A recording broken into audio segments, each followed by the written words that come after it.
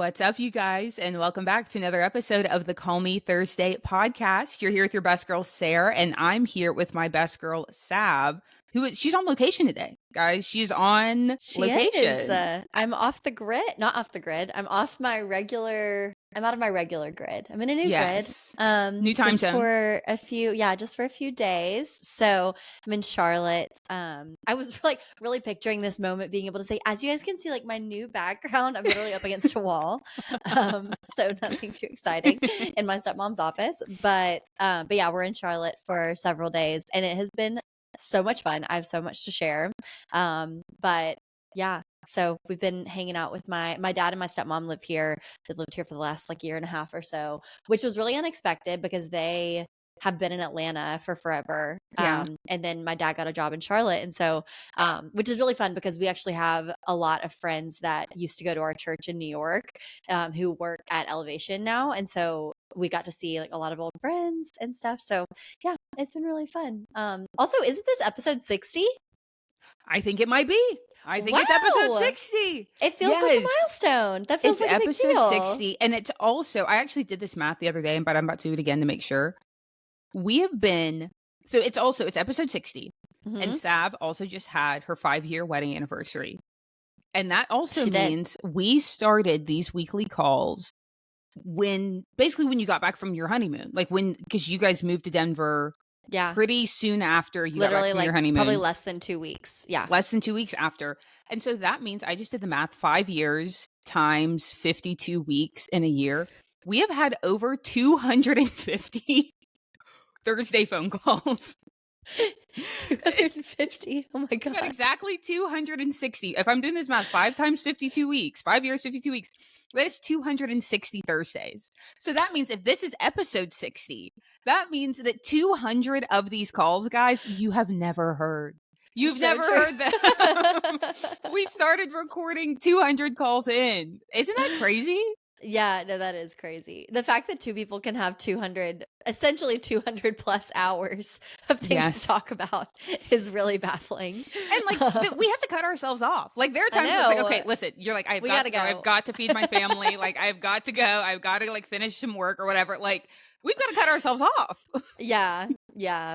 It really is what word am I looking for? It's like a freak of nature thing. I don't know. It's so bizarre. And I feel like especially in, I don't know, like this culture. I mean, I think that, number one, I've said this on the podcast 100 times. Like, I have so many memories of, I say so many, like watching like Lizzie McGuire and stuff like that, where like the girl had a best friend. And I just remember being so jealous. And I was like, I'm never gonna have that. Like, I'm never gonna have like that's my best friend. And so the fact that I do, I'm like, this is so cool. I have a best friend. You're like, making dreams come true. Yes. But also, like, we've changed so much. Like, we totally have. Yeah. We've changed so much. But also we've stayed the same in a lot of ways. Like, yeah, I think both are true. Both can be true at the same time. I was telling, because we got to Charlotte on Friday and our 5-year anniversary was on Saturday. So my dad and stepmom were like, you guys like go out to dinner. We'll watch Calvin, which was so much fun. And so we ended up getting this amazing sushi I have a really hard time in Charlotte for some reason with like understanding the city. I feel like a lot of cities that I go to, I do. Also my nails, dear God. Literally nobody look at them. If we, this app that we're using, if you can figure out some sort of AI situation to fix whatever is happening here, that is bad. Just slide some like white on the If you were wondering if you should watch this on YouTube, I mean, like, yes, you should, but maybe don't. I don't know. Anyways, but we got this amazing sushi that was it was like a wood-fired sushi restaurant. And so they had a lot of like steak and stuff mixed in. So we did a little upgrade on one of our sushi rolls and topped it with A5 Wagyu. So on your good. sushi? On our sushi. It was delicious. Got these like crispy potatoes, a bunch of other sushi rolls, and it was delightful. And like, I must say, significantly cheaper than that dinner would have been in Denver. Holy cow. Yeah. So that was really nice. But we did that on Saturday. And okay, where I was going with this story is my parents were asking me like, well, how, like, what have you guys learned in 5 years of marriage? Like, do you feel like you have enjoyed it? I'm like, I hope so. But it was cool to kind of reflect back on like Christian and I have changed so much, and we've talked about this on the podcast before, how over the course of time in marriage, like you kind of mold to each other and like you take on traits of one another. I think that's how you make marriage work in a lot of ways, because especially when you're two very different people, which I feel like you and Jonathan are very different in a lot of ways, you start to like take on parts of each other, and it like makes you more tolerant toward the other person, which praise God for that. But yeah, so I think it's been cool. We've changed a lot, and I think our friendship has changed a lot too, like as we've molded and grown and like really come into our late 20s adulthood. I know. How does that feel to say late 20s? Because you're in it now. It feels fine. I am actually very excited for 30. Like when I see people posting about 30, I'm like, 30's hot. 30 is incredible. 30's very hot. 30 is great. I feel great about 30. I feel great about 40. Like I think that I had a little bit of a breakdown at 25. And when I turned 25, that's when I was like, everybody needs to buy me a really nice gift because I'm kind of having a hard time. Like I told my whole family, I'm like, listen, I need nice gifts because that is going to soothe. If you need a year to buy me a good present, this is the one. It's going to soothe my pain because this is just not, I don't feel good about this. What was happening in your life at 25? Let's see. I was working this year, 2024, I turned 29. Okay. So that means 20. Did I turn 25 during 2020? Yeah. That makes sense. Yeah. That would track. So yeah, I think that's what it probably, like I probably was just like the pandemic, the staying inside, I changed jobs. I think I changed jobs right around that point because I started at the company I'm at now November of 21. So I was getting ready to change jobs. COVID, crazy like race related things in the country, crazy like church feelings. Like 25 was just it wasn't a great year to turn 25. So I was kind of reeling, made everybody buy me a nice gift. But then after that, I feel genuinely like excited to get older. Like I feel good. I'm good about getting older now, you know? Me too. And I think especially, sorry, go ahead. No. So we ended up going to dinner with my other really good friend named Sarah after our date to the sushi restaurant on our anniversary, which I was like, should we go to dinner with friends or should we go to drinks with friends on our anniversary? But it felt fun. So we did it anyways. Yeah. So we ended up going to get drinks, and we had not caught up in forever. And she and I met in Bible school. And so we had a long conversation about like getting out of the bubble of ministry school and figuring out adulthood, and like just realizing the things that you value as you become more of an adult and get into your mid and late 20s, and being like, okay, the things that I really thought were gonna like make me cool as an adult, the things that actually make you cool as an adult, I actually really like those a lot better. So yes, no, and they feel less. I feel like the older I get, the less I'm trying. Which feels really good. Like we talked about last week, kind of like desperate energy. And now in hindsight, I feel like my late teens, early 20s were wrought with desperate energy. Just stanking with desperate energy. It was true. So bad. But now I think the older I get, the less I'm trying. Which I agree with that. It feels good. It feels more natural. And I think like you were talking about taking on qualities of your spouse, like one of the things that I actually really hope, and I've told Jonathan, like I really want him to help me in, is that man is like, he is seldom multitasking and he is seldom in like a hurry. And I'm in a hurry all the time. I am always in a hurry to somewhere. And like, if I have a free 10 minutes, I am going to fill it with something. Like, I just am not someone who, I don't prioritize margin like I should. I don't prioritize, doing one thing at a time. And it's like I've become so good at multitasking, but that's a blessing and a curse. And I think that he does a really good job of like, hey, do we have to do all three of those things like right now at the same time? Like, can this be saved for tomorrow? And no. Not even like for me and him, but like for me, like if I tell him like, okay, tonight after work, so I'm going to get off work at 5. I need to work out. I need to do laundry. I need to record the podcast. I need to edit the podcast. And I need to pack like 10 boxes of stuff because I'm moving. And it's like, I'm just going to do all that between like the hours of like 5 and 9. Like, I got that. And he's like, maybe not. And I'm like, really? You don't think I can? Why not? Why can't I do everything?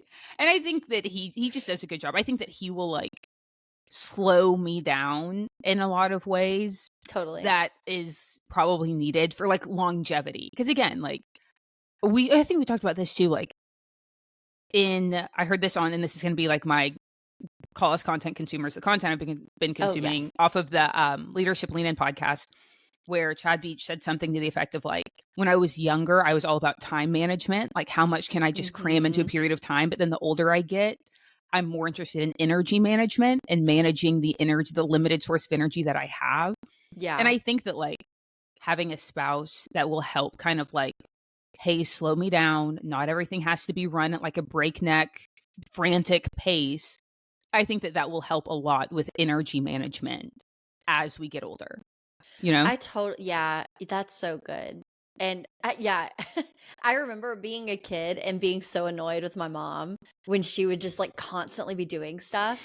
And like she wouldn't sit down for the night until the kitchen was clean and like we'd all eaten and she cleaned up and like everything was spotless. And then she had like a billion other things to do. And I was like, just sit down. And now that is me. Like I am my mother. And I know that is like, why are we like this as women? I don't understand.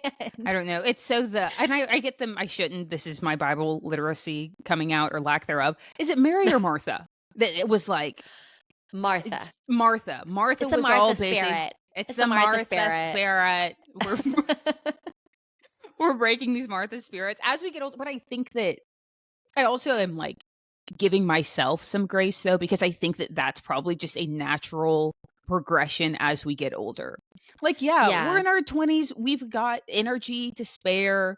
Let's cram everything in because why not? But like the older that we get, I feel like we just gradually stop trying to do 100 things. And that's my thing. Like people will say like, you know, if you try to do 100 things good, you'll never be great at anything. And I'm like, forget that. I'm trying to do 100 things great. Like, I'm not trying to do 100 things good. Like, I don't know what you guys are talking about. I'm doing 100 things and I am pushing myself to be great at all of them.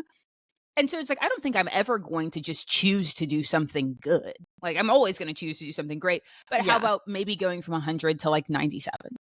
You know? Yeah. And then just as we get older. Even 50. Even 50 things. Yeah. Listen, Savannah, that's for our mid-30s. Okay, I'm still in the late 20s.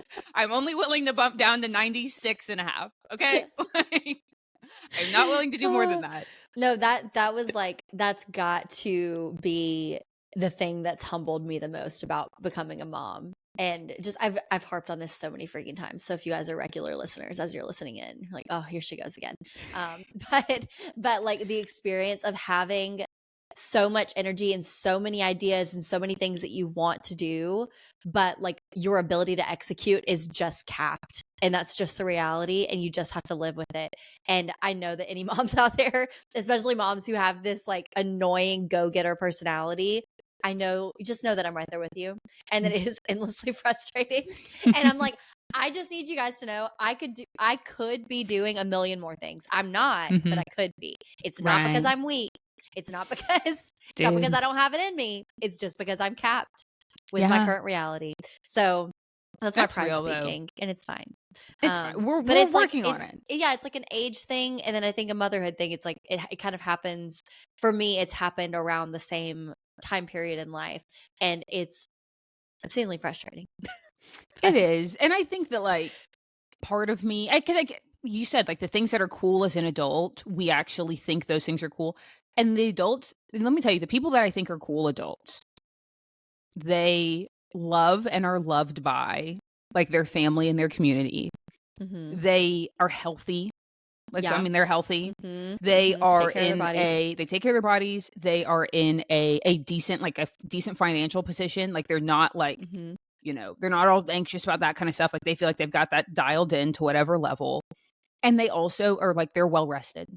They're not anxious. They're well rested. They're not in a stressed. flow. They're not stressed about they're rolling. Like, and I think that's the thing. Like 20s, like we're trying to get the plane off of the ground, but like 30s and 40s, I'm trying to be like, I'm in the air, I'm coasting. Like, I'm it's dialed like what we talked in. about last episode, I think, or two episodes ago, of like your 20s are for figuring out who you are and what it is that you're called to do and like what you want to do with your life.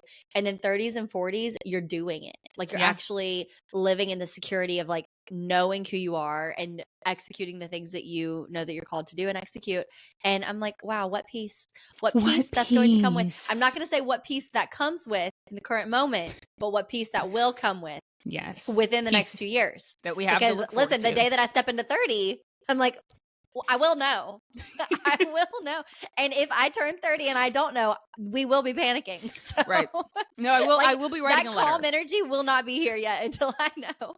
But I think you're totally right. Like the people that I strive to be like are the people that I feel rested around and that I feel at peace with. Like that's just, oh my gosh, especially as a woman, if you can like be around people and help them feel like they can be at rest around you.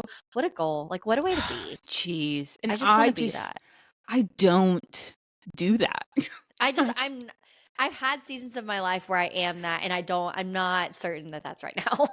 Yeah, no. Like it was such a picture yesterday. We were on the couch and my fiance, my husband to be had nodded off and I was like writing thank you cards in the dark. Like sitting, it wasn't dark. It was like the middle of the day, but the shades were drawn. Yeah. And I'm like doing thank you cards. I'm like, why?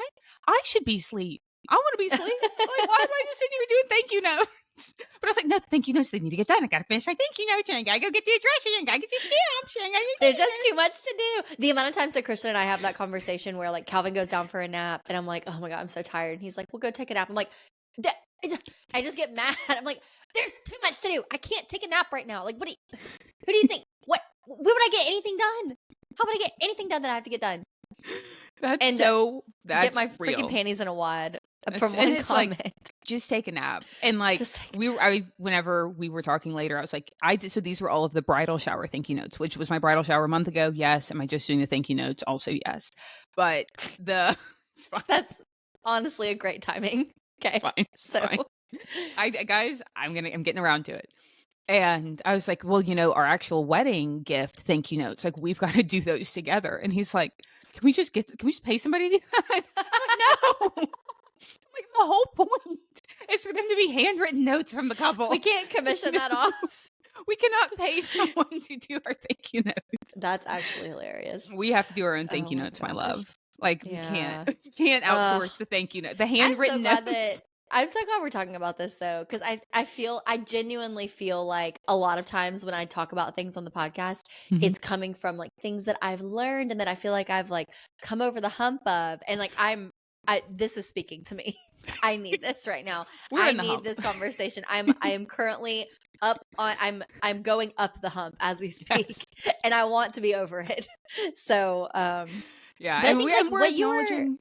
Yeah, we're just acknowledging, and it's fine. And what you were saying, I think you were saying this last episode about when I was talking about the motherhood stuff, and you were saying like when because I think I really have gotten caught in the back and forth and getting exhausted by the back and forth of like cultural trends in motherhood and like how to be a good mom and like is the working mom a good mom because you're like showing your kids an example of being a hardworking woman and whatever, or is it like being a trad wife, staying at home and like cooking homemade meals and whatever. And I think I've definitely gotten caught up in that because I do love parts of both of it.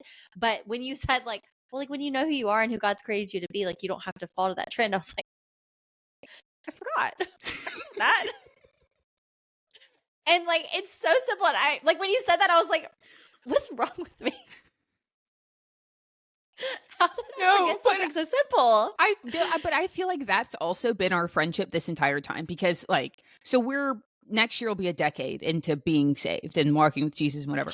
Crazy. But like I remember like probably 2-3 years in, I was thinking, I'm like, I got this dialed in. Like I had done the 1 year Bible once. I'm like, I got this dialed in. Like I had read the Bible more than I can say, once. So. Like I got this dialed in. And then it's like, I felt like I got so frustrated because I'm like, am I ever going to graduate like being saved 101? Like, am I ever going to graduate this? Like, am I ever going to get out of like, the answer to there are some times where it's like, I wish that the answer to my problem was like some meaty theological deep thing. because then I would feel better, because it's like, oh yes, it took a lot of deep It took a long time for me to get there. Yeah. 100%. Like, this is new information. I didn't do this, study in the Greek. And so I could have never known, because I don't know Greek, like to make myself feel better. But how could I have known? I don't know the original language. I don't speak Hebrew. How can and that's the, like, me trying to, like, be defensive of my own failure. It's like, I don't know Hebrew. This is my fault. And I think that that's just a stupid, like, personality trait that means nothing. But, like, what I'm trying to say is, like, it is literally almost always, like, something so basic, and it's like, oh, Yeah. it's just like, embracing your know identity who you as a are in child of God. Christ. Yeah. Exactly. Knowing who I am in Christ. What? They literally talked to us about that on day one, on the first day, guys. Literally, like, I see a Bible study on identity. I'm like, oh, not this again. I'm screaming. I'm the same way. I'm like, Bible study on, like, joy. I'm like, get that out of here. It's garbage. I'm like, it's just chuggy. It's I'm lame. the most joyful person I know. I don't need it. And it's like, I'm advanced. This is so lame. It's the lame Christian Bible study on joy. I need something deeper. Sarah, pick that up. Pick that. Shut up. Get that right now. Get back to the simple prayer by Joyce Meyer. Listen, get Joyce your butt Meyer back. It's just me. Like, I think I'm too good for these things, and I am just consistently humble. No, you're not. No, ma'am. You think you had this dialed in because you've read the Bible 1 or 2 times? Everybody else has. Good luck, Yeah. I really do. I want to do the content consumption, call us content. I don't know if I'm ever going to be able to say this without stumbling over my words. Call us content consumers. I want to do that first, but I want to circle back to this because I have so much to say, because Christian and I went to Elevation Church for the very first time yesterday, and I have so many things to say about it in a good light, nothing negative. Like, we clip that and everyone's like, ooh, what I have so much to share about Elevation Church, so much tea to spill. No, there's not an ounce of tea, not literally, half an ounce of tea. No teaspoons of tea to be spilling. Only good things. But let's do call us content consumers. What are you consuming? I know you previewed a little bit, but yes, call us content consumers. I can't get it. So I'm really trying to find things to fill my ears that are not garbage dressed as adulthood. So the podcast you gave, like the No Secrets podcast, that's on my list. But this week it has been Leadership Lean In. Like, I feel like, and it's so, I think in a lot of ways it's a little bit corny. So, like, just heads up, it's a little bit corny. But leadership corny or church corny? Leadership corny a little bit. Okay. Gotcha. But it's like it's the corny things that I do think that they actually, like, they became corny for a reason. I feel like because they probably were. Yeah. But it's leadership corny. It's not really church corny at all. It's more leadership corny. But I like how I'm learning about myself that I like the content I like is because I think I like the communicator. Like, I think that Chad Veach, I like the way he talks. I like the way he, like, explains things. I like his, even, like, the cadence of his voice, like, where he, like, will slide in a joke. Like, I think that he is a great communicator. I feel the same way about Colin Cowherd. Like, I could care less about sports, but I love Colin Cowherd because I think that he is a really brilliant communicator. And so, yeah, I've been gobbling up the Leadership Lean In podcast. I'm realizing too that I listened to an episode, and I'll link this one specifically because I thought it was really good. It was an episode with him and his wife, Julia, and she seems really cool. I think that she worked in finance for a long time. She's an Enneagram 1. I feel like we would have kind of a lot in common. But they were talking about, it was like 5 qualities that make a great leader. And one of them being, like, great leaders have a great attitude. And they were talking about how they are obviously, like, they're teaching their kids, like, hey, sometimes life doesn't go the way you want it to. And, like, you have to have a good attitude anyway. So, like, having, like, some kind of predetermined responses for, like, when they're hungry, when they're tired. Like, just because you're hungry and you're tired, like, you can't just, like, have a meltdown every time you're hungry or tired. Yeah. Right. Like, how do you have some pre-planned responses for when you feel like you don't want to have a good attitude. But then also what I really appreciated that she said was like, I I think that we all have to be more unapologetic about the things we need to set ourselves up to have a good attitude. Mm. So like if I, hey, I know I'm not always going to be able to get the sleep that I need to get, but like if I know that I'll be a better mom in the morning if, you put talking to her husband, like if you put the kids to bed and I go to sleep an hour earlier, like we should all just be more unapologetic about doing the things that we need to do to set ourselves up to at least have a chance at having a good attitude. Yeah. Which I appreciate it because I feel like like that. sometimes I'm hard on myself and I'm like, well, just like have a good attitude. Just like Yeah. to flip a switch and like just force yourself to have a good attitude. But it's like, okay, if the night before I didn't sleep well, if I didn't eat well, if I didn't exercise, if I didn't like, if there are a handful of things, again, I feel like we talk about this all the time too. Like we know the things that make us feel good, yet we do not do them. And like, I don't know why. I do not do the things that make me feel good and I don't do them on a consistent basis. It's so frustrating. But like also being unapologetic about like, hey, I need to take time to do X, Y, and Z because I know that like I'm at least going to have a fighting chance at having a good attitude when I wake up if I do these things the night before, or if I do these things in the morning, Yeah, exactly. So it's just a good reminder. Yeah, I think especially with kids too, like I've heard other women talk about morning routines with kids, and it's like literally do whatever works for you, Like I've heard some moms talk about like I would love to wake up an hour before my kids and like have my coffee and have a quiet morning and like read scripture or whatever, pray, but like I just don't have it in me. And so I listened to a morning routine episode by Rachel Autry, and she was talking about that with her two boys. Like she wakes up when her kids wake up and she'll like feed them, get them ready to like be good for a little bit to play on their own. And then she'll like let them play outside, and she sits outside and reads her Bible or whatever while they're playing. And maybe it's just like the season of life that my son is in. Like he's just not that independent yet. But I'm like, I tried to do that for a week, and waking up with my son and like the first thing that I'm doing is like taking care of him and his needs. I'm like, that is setting myself up for a bad attitude for the day. So I was like, I tried that for a week. It was like, it's okay if that doesn't work for you. Like if you need to wake, and my husband does not understand. He's like, why are you getting up at 5? And I'm like, you don't understand. Like you will strongly dislike me a lot more if I'm not up for at least a little bit before everybody else in the house is awake. Like I've just got to do it. And even if I'm sacrificing sleep, even if I'm freaking exhausted, like it's just, and it doesn't happen every day. Like for sure it doesn't happen every day. But when I can make it happen, it's like my days just set up better. And I'm infinitely more enjoyable to be around. So I think that's a good tip. Like being unapologetic about the things that you need to have a good attitude. I mean, and like even we were just saying this before we started recording, like we're recording this at 10 a.m. guys on a Monday, which typically is so nice. Drinking a little hot coffee. Like, and then it feels cozy. It's typically not, I mean, like I'm working, Sav's running around doing something with Cal. Like we are typically not able to do this, and this is what we mean when we say like, there are things that I know make me feel good, but I'm just not able to do them all the time. Like I woke up this morning my alarm went off, I think at like 6:45. I went to the gym. I came home. I drank my coffee. I read my Bible. I took a shower. I had a nice conversation with my sister. I put makeup on. I got dressed for the day. And then I sat down to like quote unquote start work at 10 o'clock. And I'm like, this is the life I was meant to live. This is what I was supposed to be doing. This is what I need to do every day. I need to start at 10 a.m. every day. And it's like, well, Sarah, you could just wake up earlier and do all these same things. Yeah, but I'm sleepy. I'm a sleepy girl. I don't want to do that. Exactly. I don't want to. And so it's like, I know the things that make me feel good and I can't do them all the time.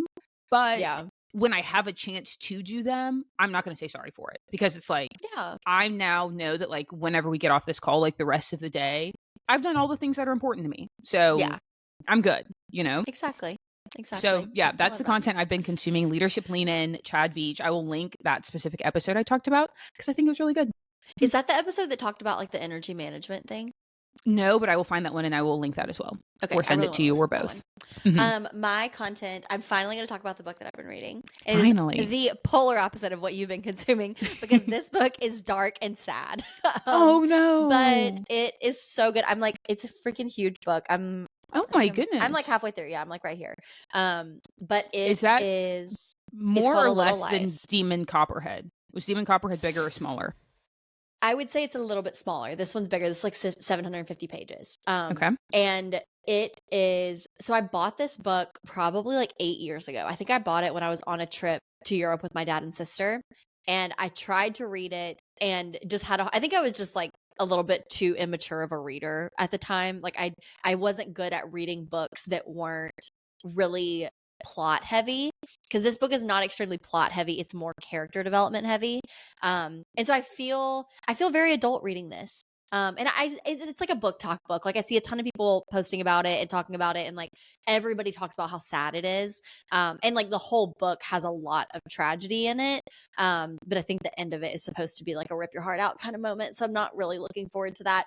But I am just proud of myself for enjoying it, because I feel like I've matured a lot as a reader. But it's called A Little Life by Hanya Yanagihara. Yanagihara. Yeah. Yeah. I was really nervous about trying to pronounce that, but I think I did well. I think you did a good job. Yeah. So it's about these 4 guys who were college roommates, and it kind of follows them throughout their life and their friendship as they get older. So like right now where I'm reading, they're all like turning 40-ish.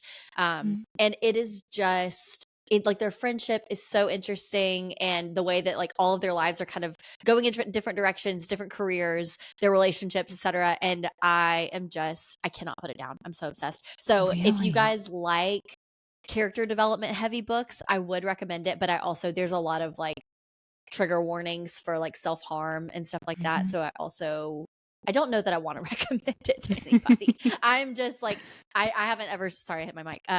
I haven't ever like struggled with any of that. And so it doesn't bother me as much, but I know there are a lot of people that it probably would be a really hard read for. So anyways, that's what I'm consuming. I cannot put it down. I'm probably going to end up finishing it this coming week, because it's your bachelorette weekend in less than a week. And I'm so excited. And I'm going to be able to get on a plane by myself and read for like hours on end. It's going to be amazing. So that's so good. And do you think that those kinds of books, like character development heavy versus plot heavy, do you think that that book would make a good movie? I have thought about this multiple times. I think that it could be I think it's too long to be a movie. I think it would have to be a show. I think that like it would make a good Netflix show, but it would be a very controversial Netflix show because of how dark it is. Like I think you remember how when 13 Reasons Why came out, about the girl who committed suicide, and it was like it was essentially controversial that people made a movie or a show out of it, because it was like, this is literally triggering young people who are having suicidal ideation. I think it would probably be kind of like that. So yeah, it's really sad. Did you watch that? No, I didn't either. I couldn't. Yeah.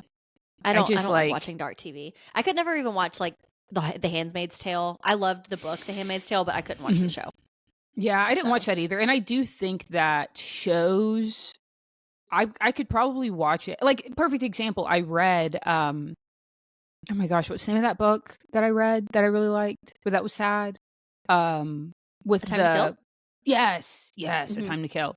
I read the book, but I am delaying watching the movie because I just feel like it's going to be too, like, images, like they'll get like stuck in my head, which is why I can't, like, I can watch a show that has a lot of bad language, and I feel like it doesn't, like, I'm kind of unfazed. But if it's a show that has a lot of like sexually explicit things, I can't even get close, because I'm like, images like stick themselves in my head, and then I can't get them out, and then I feel like I have to scrub my brain. Yeah, and that one, like, there's not a whole lot of like sexual scenes that are graphic per se, but I think that it would be really hard for you, knowing that you don't like watching anything about like the civil rights era and like Jim Crow era and all of like the racial division and stuff. That stuff is like, they go really deep into that, and it's a bummer, because like Matthew McConaughey and Sandra Bullock are amazing in that movie. They're such good characters. I feel like I'll watch it, but it's a tough watch.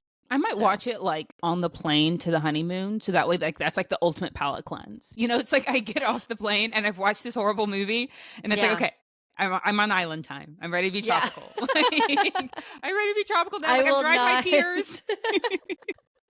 No, that's smart. That's like smart. I finished sobbing on the plane, and now I'm ready to have fun now.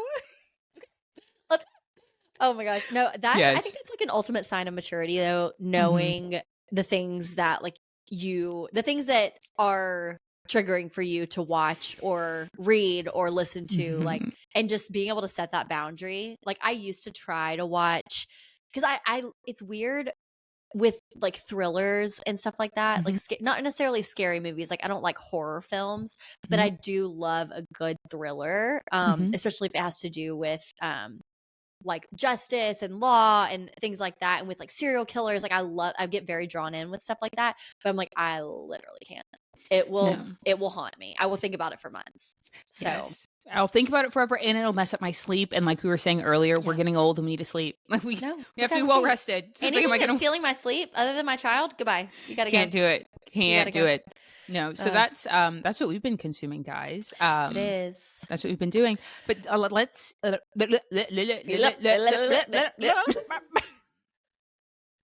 so embarrassing. You know what that is? I'm not gonna claim that I had a stutter moment. It's because I've been thinking of L names, because since the last episode, I'm trying to think of like, I think I'm now on this kick where I want my children to be L. Have all L names. Oh my gosh. Lola Lowry. Lola Lowry. That's cute. Lola. Lily Lowry. You gotta have multiple L's in there. Jonathan's listening to this and he's shaking his head like, absolutely. Nix those from the list. If he said no to Theodore, I think Lily is out. No offense to anybody named Lily, but no, I love that name. I just don't think, different strokes. But you're in Charlotte. Yes. The tea on Elevation. There's no tea. The lack of tea. She loved it. Yeah. So we went to Elevation yesterday, which was such a good experience. Like I think, oh my gosh, I feel like I have so much to say. So we went to the Ballantyne campus, which is their main campus that they do like apparently they only do a live message during the 9:30 service, and then all of the other campuses it's streamed, and then even during their 11:30 service they stream it. So whoever's speaking only speaks once, including Stephen Furtick. But that's kind of cool, which is interesting. And it's like, I think that with COVID, a lot of churches kind of went through this process. And talking to Sarah, because she works at Elevation, she was saying how like after the pandemic, a lot of churches went through this thing of like, maybe having the pastor preach 5 times on a Sunday isn't the best move. Like maybe that is a kind of a road to burnout, and so I'm like, okay, that's kind of a good idea, because they can like give their all to that one message and crush it, and then like that's the only time they have to do it. So anyways, we went to the 9:30, and it was the campus pastor that spoke. It wasn't even Stephen Furtick. But he was incredible. And he was like, the things that I took away from being at the church was, number one, I realized how much of a cynical spirit I tend to have towards big churches these days. Because the church that we go to, it's not small. I think it's like LifeGate's probably like 2,000 people roughly. So definitely not a small church, but compared to like the tens of thousands, I tend to get like okay, if you've got that much sparkle and that much hype around your church, the odds are that you have a lack of integrity. And that's not necessarily the case. And we've had conversations about this recently, just like on our own phone calls. And I was talking with Christian about it yesterday, that like, just because people are like tending to fall at the feet of the person leading a movement like that, that's not the leader's fault every time. Like it's just like the human tendency, which is weird and unfortunate. But that doesn't always have to lead to there being a lack of integrity on the pastor's part, So I realized how much of a cynical spirit I have towards stuff like that. And it's like, okay, maybe you need to deal with that. Like maybe that's actually your problem, Savannah, that you are automatically cynical towards things that have a lot of people hyping it up. And it was just so cool because everybody in the room was so excited to be there. It felt very genuine. There was so much joy. Like everybody that we were walking in was like excited to be serving, excited to be like greeting at the door. And it felt like a church where like your faith gets built up. And I think a lot of people take that as prosperity gospel because you're like telling people what they want to hear, but it genuinely was just like encouragement after encouragement after encouragement, and not necessarily saying like, if you follow Jesus, you're going to have a lot of money, but it's like it seems like their main message is like, they're a greater things ahead. Like, good things are coming. Like, God has good things in store for you. Just keep going, kind of thing. Like, there's more miracles in store for you. And so I don't know, like, some people might take that as prosperity gospel, but I genuinely just took it as, I come from a church that is more teaching heavy, and it's truly just like different styles of preaching. It's not that one's better than the other, but more teaching heavy, more so showing you like, hey, you might be thinking this way, but the Bible actually encourages you to go this way, and like says that this is the right way to live. And being in Elevation was truly just like, it built my faith. And I was like, everybody in this room has got a lot of faith, and I'm very encouraged. So obviously the worship was amazing. Obviously the communicator did a really great job, but also like the message was so for us. Like, it was called The Power of a Place, and I truly cannot get into why that's for us right now, but maybe in the next few months I will be able to. But it was, Christian literally leaned over 5 minutes in and was like, this should be fun. This seems like God brought us here for a reason to hear this message. So I'll tell you about that on an offline phone call. But it was just it was so good. It was so much fun. We saw a ton of friends that we had not seen in a long time. So it was really good. Shout out to Tori Hammer. I love you so much. Oh my gosh. That sounds like it was such a great weekend. And I just, we're currently obsessed with all the new Elevation music that's coming out. Oh my gosh. Yeah. They're just like, they seem like they got something going on over there, but I feel like I don't hear from, I don't know, like in my corner of the universe, I feel like I don't like hear a lot of Stephen Furtick content. And so I think it's cool that you got to be in the room. That's cool. Yeah. Oh, and I have never seen this done in a church before, but prior to the message, they played basically like a clip overview from last week's message, where Pastor Stephen had spoken. So it was like a 90-second little video with highlights from his message, which I thought was just really cool, because it's like, if you're preaching a series, almost giving like a highlight, kind of like when you're watching an episode on Netflix, you get to watch like the review of the last few episodes. I was like, that's honestly brilliant. But it was like, they had this intense music going behind it, and he's like, and like, Stephen Furtick, he's yelling, he's preaching, he's getting really into it. There's like this intense like adventure movie music behind him, and I was like, this is a spectacle. What is happening? Yeah, but it was good. It was really good. And it was helpful to like have context for the message that we were listening to that day. So like where the church was at. That is cool. And like how cool that like Charlotte was the place that you guys saw Birmingham people, but also New York people. Totally. Like, that all roads lead to Charlotte. Like, that's kind of unexpected. No, it totally is. And there was a moment in the message where the campus pastor was saying, like, if you or your parents moved to Charlotte from a different country, like if you guys are immigrants, stand up. And so many people, like such a diverse room, internationally diverse room, which was really like cool and unexpected too. So I really like Charlotte. It's a cool city. It's very cute. It's very like East Coast. The architecture and everything, just like the house style, really cute, very North Carolina. So yeah, so we're having a good time. We still got 2 days here. Love.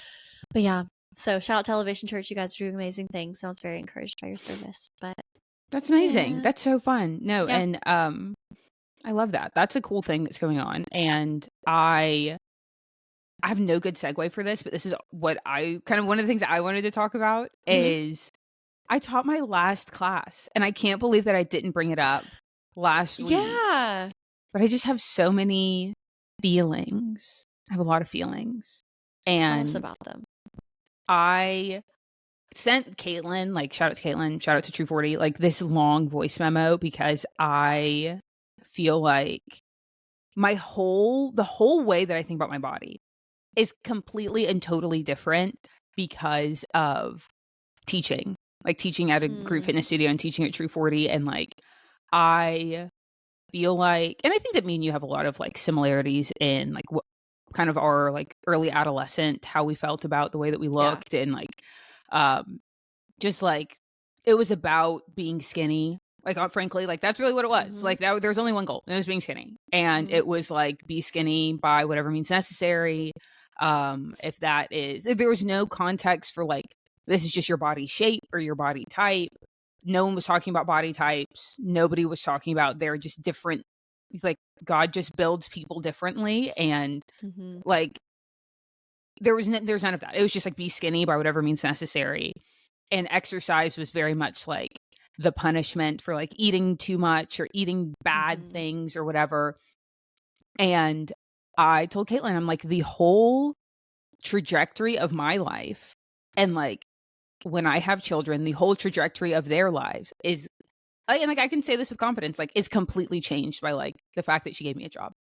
And like that's so I special. I think that that's a cool thing too. And I was talking to Jay about this. There's like, God gives us gifts, right? And like God blesses people with talent and gifts, but then he also has to like provide an avenue for us to exercise said gift. Like Jonathan, growing up it is still an incredible athlete. Like he's extremely athletic.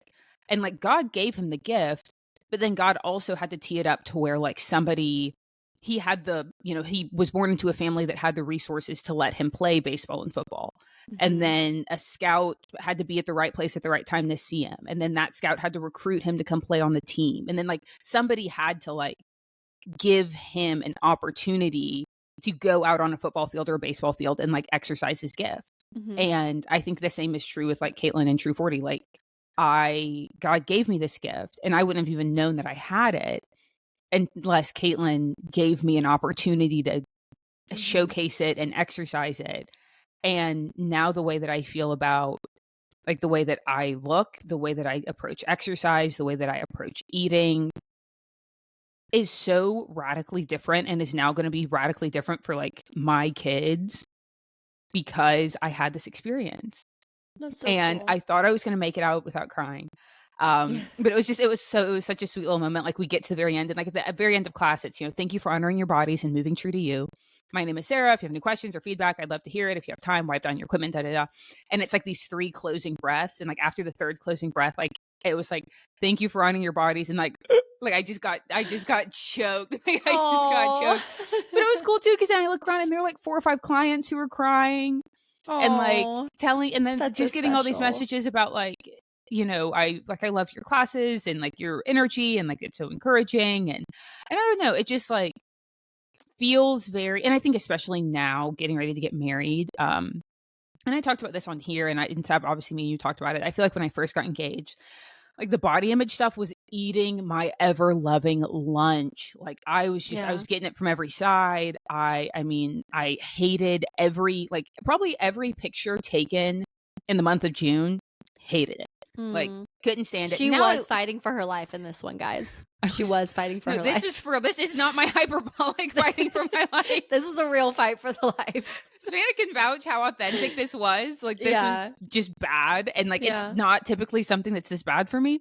But now I look back on all those pictures from the month of June and I love them again. And that's what I texted Sav earlier this week. I was like, I look the exact same as I did in June.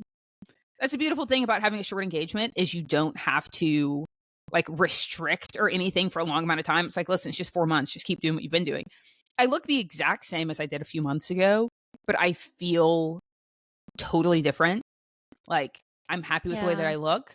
That's amazing. I love the way that I look. I'm happy with the way that I look. And more importantly than that, we were talking about earlier, like adults, like I like the way that I feel. And to me, like being healthy is like, it's the way that you feel. Like when people talk about health as wealth, it's the way that you feel. It's actually none of the vanity metrics. It's not weight. It's not BMI. It's not abs. It's not your butt. It's not your arms. It's not your, my cheeks and my little, if I get a little puffy, like none of that matters. Little puffy. And it's just all like, the measure is like, how do you feel today? Yeah. And like, if I feel strong and I feel comfortable and I feel comfortable in my clothes and I feel comfortable in my body, then like I'm winning at life. Yeah. And so, shout out to True 40 because I think it actually legitimately, seriously changed like the trajectory of the rest of my life, which is cool. That's amazing. Yeah. And there aren't a lot of those. So that's cool. Yeah. Yeah. Do you think that you'll try to find another studio to teach at when you're in Atlanta?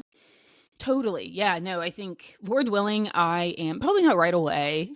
But I know that I'll teach again. Like I want to be teaching yoga at 70. Like I have every intention to be moving and like coaching other people on moving their body like just for the rest of my life. Like that's just and it's one of those like finding something too that you're good at, like you're good at art. Like that's the thing that you're really good at. And like Jonathan is good at and one, he's an athlete, but then two, he's really great at finances and like he's so good at that. And like this is what I'm good at. Like this is a thing that I'm very good at. And I told him, I'm like, the equivalent of like me watching you in a football game would be like you watching me in a class. Like that is my, like I show up and I'm really good at it and I feel really good doing it. And so yeah, I know that I'll do it again. But I think it's cool because I think the encouragement is you are not stuck in, like, if you have like bad thinking or unkind thinking about yourself or about your body, like you don't have to be stuck there. Right. You don't have to be stuck there, and you don't have to do it in like a restrictive way. Like I am not a restrictive person. I eat whatever I want. I just like, I think that over time I just want better things for myself, like I eat whatever I want, but it's just I just so happen to want blueberries instead of potato chips because I'm not 12, and Right. so you're still like, we're growing up and you just want better things for yourself, but like I feel this good about myself and it's not restrictive and it's not mean and it's not unkind. And like I think that it's cool because I think it took me until like my mid to late 20s to realize that was possible and that you could like the way that you look without being hard on yourself. Yeah. I think to like bring it full circle too, back to what we were talking about at the beginning of the episode, like that's just another sign of like maturing in a healthy way where you're like, I'm just not that worried about what I look like anymore. Like, and not in a way that I've let myself go. It's just like, that's not the most interesting thing about me. And I take care of myself because I care about my body and I care about my health, but I'm not like, I am so much more interesting than what I look like. So 100%. And I think that you're somebody too who like, you are not this, like in this season of life you're in, you're not like this psycho crazy workout girl, but like you keep sourdough in your home and you're chasing your son around and you're going on walks. And I don't know if you've ever looked better. Like you look incredible. And it's like, and yes, she's doing it with sourdough in her home and peace in her heart. Like she's not, like you're not doing this like trying to kill yourself by like never eating bread and working out 16 times a day. You're like, no, like we eat our vegetables, we eat our protein, but we're also going to eat our sourdough. I'm going to chase my kid around, and you look great. You know what I'm saying? So it's like I think that's the thing too about like older, like rested adults. They're just, again, what did we say at the beginning? They're just not trying so hard. They're just not they're trying. not being tryhards. They don't have desperate energy. No, there's no desperate energy. Yeah. They're just doing the best. And I really believe like people who are well rested, who are living in their purpose, who are eating their greens and who are going for walks, they just end up looking better than all of us. They do. It's true. They do. Oh, that's so good. Simple fact of life. No, it is so good. And I am so glad that you guys got to have quality time with friends. And you said earlier, like, is it like, should we have drinks with friends on our anniversary? But I didn't want to interrupt you, but like that's also just such like a you and Christian thing to do. Like you guys are such people and you guys are you find a friend wherever you go. Like you guys have the best relationships. You guys always find friends. So it actually makes all the sense in the world that you would have. Well, it's like we only have so many nights to sit, at least like right now when we're in a time of our life where we don't have family around. It's like we only have so many nights where we're going out, just the two of us. So it's like it's not that tomorrow night we can just go out with friends. So it's like we're out on our own. We might as well soak up everything while we can. So did you guys on your honeymoon? Did you guys make friends with another couple, or were you guys? No, but I don't think that we had like truly embraced that part of who we are yet. Like we knew that we were both people persons, but I think now if we were to go on a vacation, we totally would buddy up with people. And so Jay and I were talking about that. Like, do we want to buddy up? Do we want to like make couple friends? And I told like I'm cool with like we were all laying out by the pool together. Do you guys want to go have lunch or something like that? But like I don't know that I want to like, okay, we'll see y'all tomorrow, and like we're texting about making plans. Like I don't it's like this is your honeymoon. This is this is not the time. It's just not the time. But I think like we are very excited about when we get to a place where we're both like working again and have a little bit more money to spend. Like we want to take friends trips. So, yes, listen, we'll call you guys sometime in the next few months. We can plan a friend trip because that sounds really fun. We're in. No, we're so in. And I've already told Jonathan, I'm like, quarterly trips, babe. I'm like, quarterly.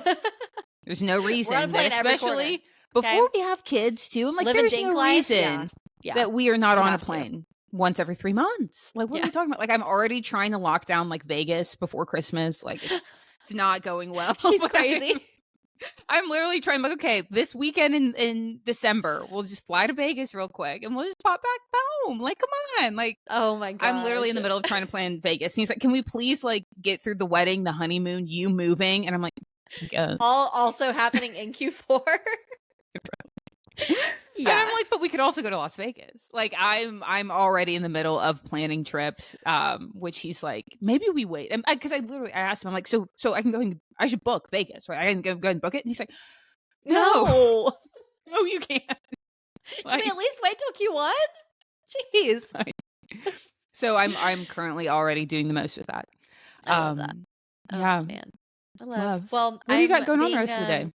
We're about to go to some kind of Peruvian chicken place called Viva Chicken.